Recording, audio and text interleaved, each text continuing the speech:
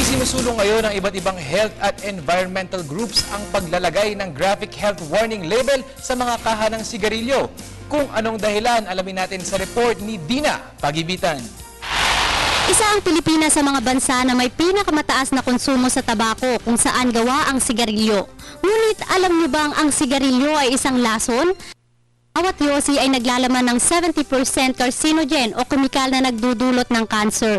Kabilang na dito ang cancer sa lalamunan, tiyan, kolon at marami pang iba. Kada oras, 10 Pinoy ang namamatay dulot ng paninigarilyo, samantalang 188 billion pesos naman ang ginagastos ng Pilipinas taon-taon sa pagpapagamot ng cancer, heart attack at chronic obstructive pulmonary disease na mga sakit dulot ng paninigarilyo.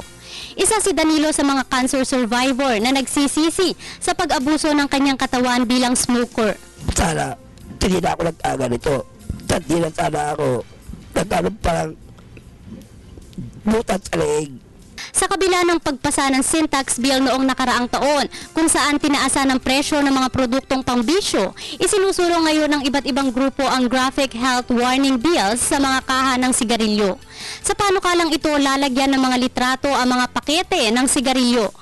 Isa po sa mga nilalaman nun ay ang pagbibigay ng malawakang impormasyon upang mawan o mabigyan ng tamang kalusugan ang ating mamamayan. Magsisilbing tulong ito upang himukin ang mga kababayan natin muna sa bisyo.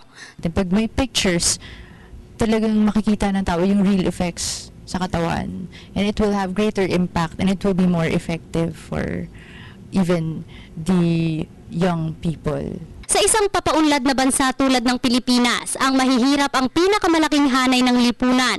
Kaya naman sila din ang pangunahing target ng mga industriya ng tabako. Hiling ng mga grupo sa bawat mamamayang Pilipino na pahalagahan ang ating kalusugan dahil nasa huli ang pagsisisi. Para sa Telebisyon ng Bayan, ako si Dina Pagibitan.